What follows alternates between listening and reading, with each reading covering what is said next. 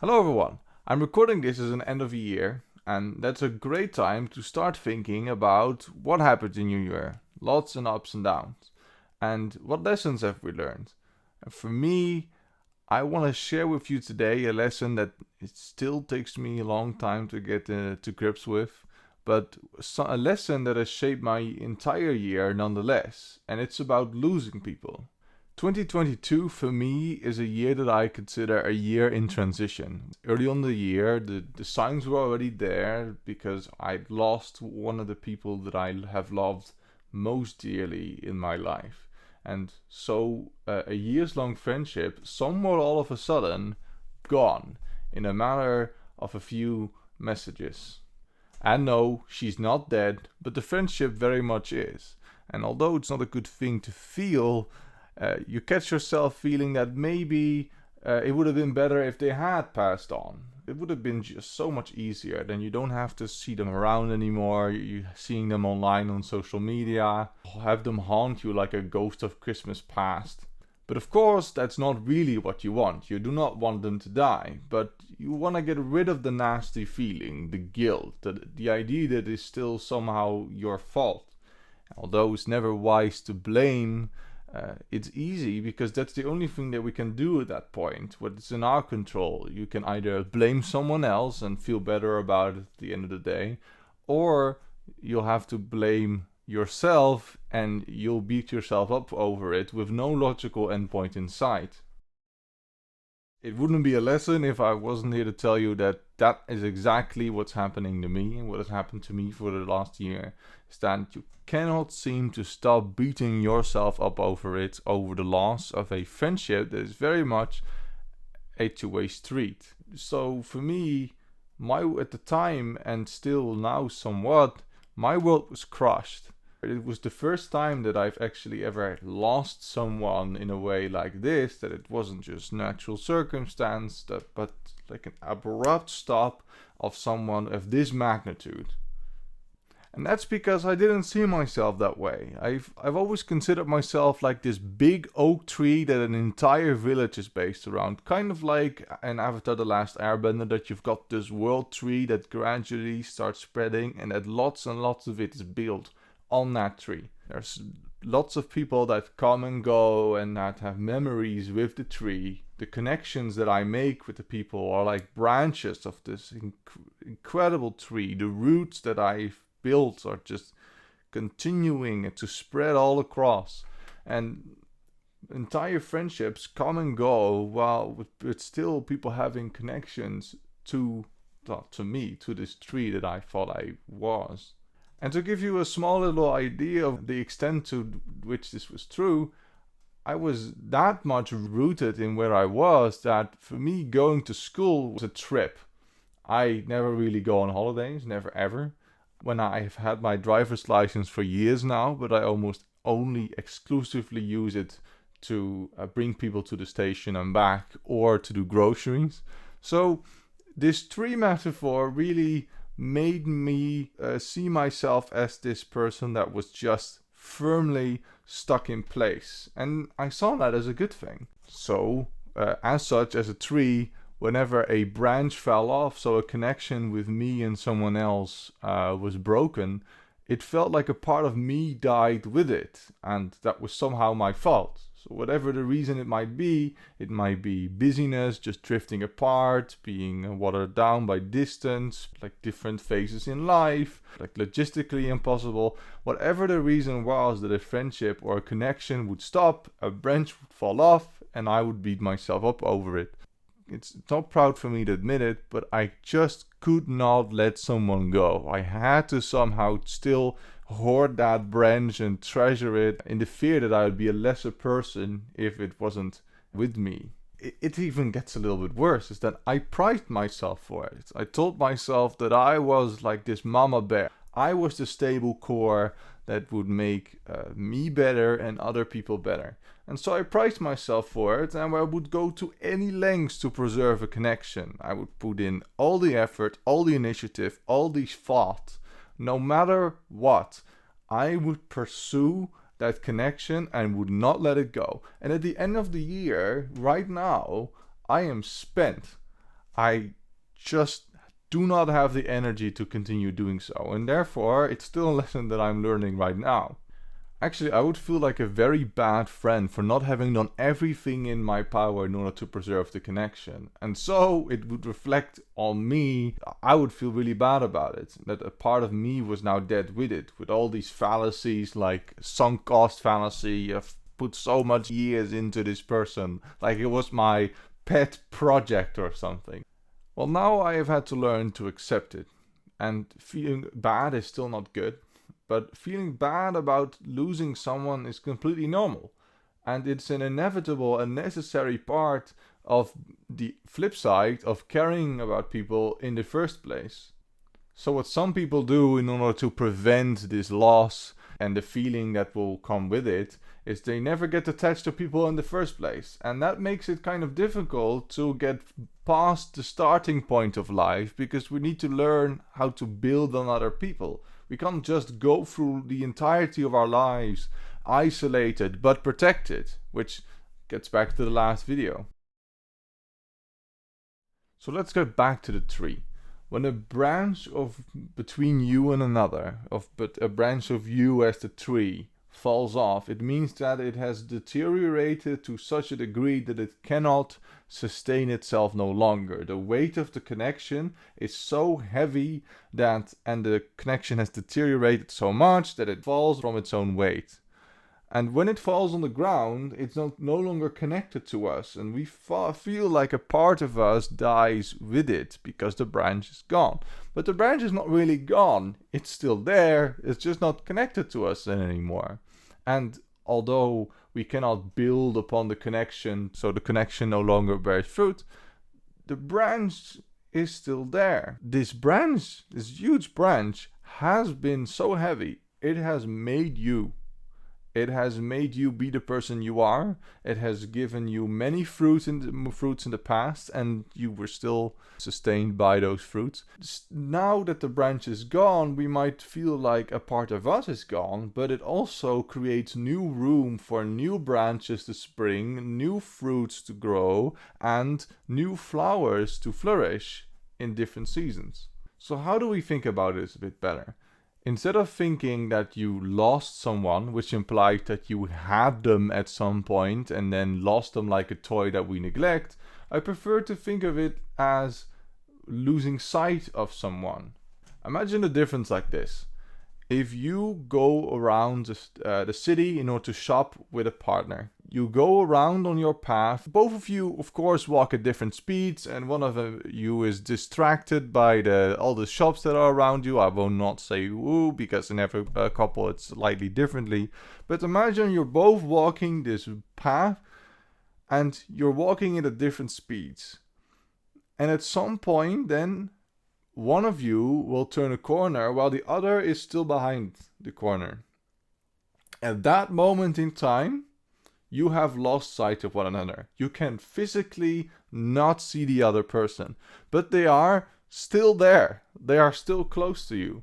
So the fact that you don't see them anymore might not mean that they're not there.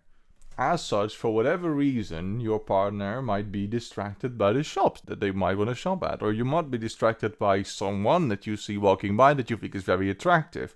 And at that moment, you have lost sight of the other person that you've been with. But it doesn't mean that they're gone. The fact that you might not see them at that time doesn't mean that the connection is broken, because we, as everyone else does, has the attention span of an excited goldfish sometimes, and that's completely normal too. So I'm getting at a point that what we see at any moment in time might not be what is real. It might not be reflective of reality, because when we turn that corner, they might still be there, but we, at the moment that we snapshot before we turn the corner, it does not appear to us as such.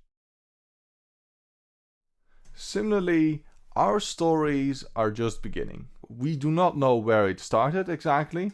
We have been told about it, but as memory formation does not allow us to be conscious of the moment that we popped out of our mother's twinkle cove or belly, we do not know exactly how it started. We also, thankfully, do not know exactly when it ends. So we are somewhere in the middle. And we also do not know how far we are along, which chapter we are on, and how many chapters are there.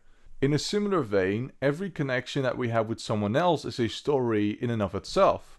But we might know some things about that story. We cannot know the entire story because we do not know the other perspective and everything that comes with it. We can only ever experience and tell the story of us from our own perspective. So, although we might have the same things that happen in our friendship because we experience it together, there are several events, the facts of the story that are the same. Like the facts of a case that are the same, that we base our arguments on. But our experience of our story is going to be very different than that of our partners. They might feel that some events were more important than others. They might think that some events that we found very important were not that important. Or they might have entirely different events that they found important that we do not even register on our radar. All in all, even though the facts of the story might be the same, everyone is going to tailor the way they repeat the story to themselves and slightly differently. They have different feelings about it. They have different reasons for liking some things more than others. And even though we have a connection with someone else, we can only experience the story from our perspective and then tell it in our way. And they will speak about that story in a different way than we will. And there is lots of beauty there. Thankfully, we cannot control exactly how other people feel about the same things that are happening to us. We cannot control exactly how someone else tells the same story that we want to tell. And as such, we cannot control exactly what happens in the story, as someone else plays a part in that story too.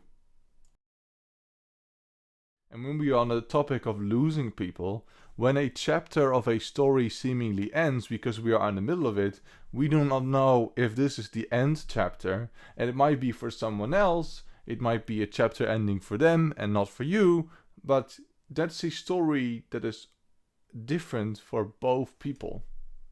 And there's actually a feel-good dimension to this. So imagine the story that you share with someone like you are two strands in a knitted sweater.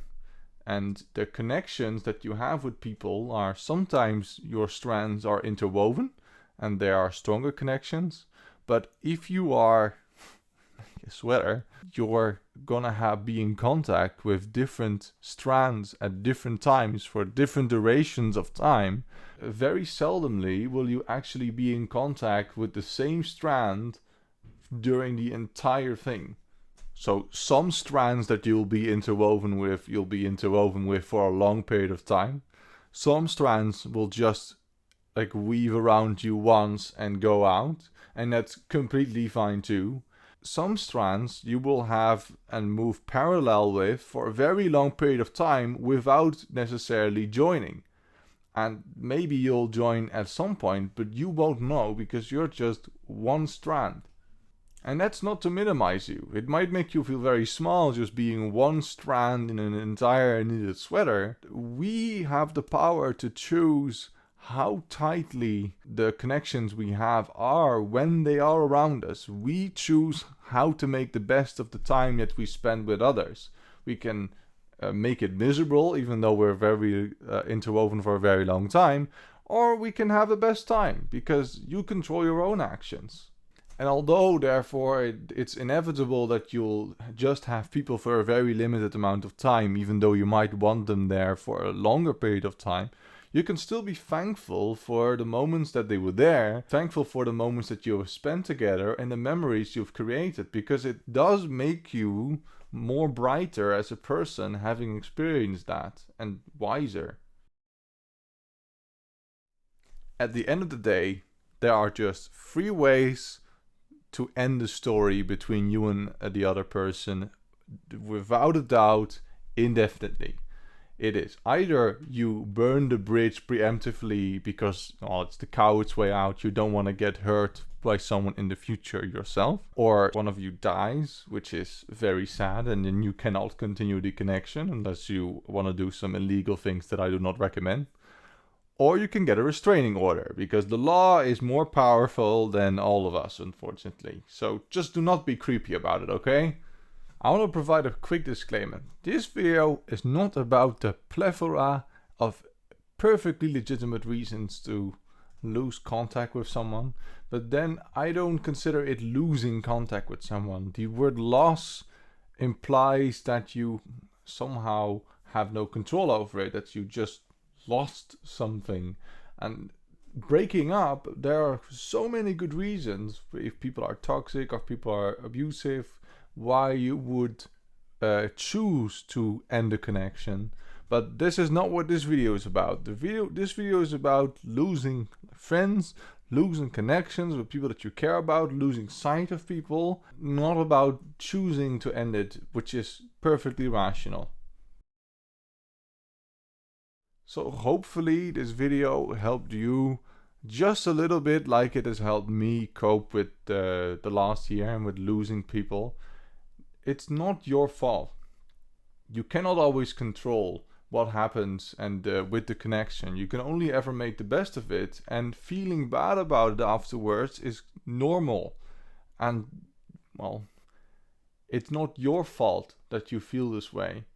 Just sit with it and do something with it. It might not be necessary to feel this bad for long, because one, you might not have lost them indefinitely, for always. You do not know exactly how your story ends. And then these things are also just supposed to happen, and it doesn't mean that you have to like throw away and burn the bridge preemptively in order to prevent yourself from being hurt. And although we might want to blame other people or blame ourselves for anything, blame is often a misguided attempt to distribute wrongdoing neatly and order things in our mind to what makes sense or who's to blame, who's at fault. But when it is something between people, blame doesn't often make sense. It's not their fault. It's not your fault that a connection ends. It is either both your fault that you share in, or it is neither of your fault, because these things just happen. You're not any less of a person because of it, and you will still be loved by other people. I guarantee you that. It tells us a lot about ourselves where our mind decides to put the blame first. So when we are faced with things that are out of our control, do we try to re-establish control by making a narrative that the other person was totally at fault, so externalizing it? Or like me, you tend to blame yourself first, and because you think, well, that's the only honorable thing to do, all the things I can do is reflect on it, that's all that is in my power, and I can only account for what I did wrong. But there is another option, that it is no one's fault, and that you can still sit with the feeling that it is shit, because it is shit, and move beyond it without having to blame someone.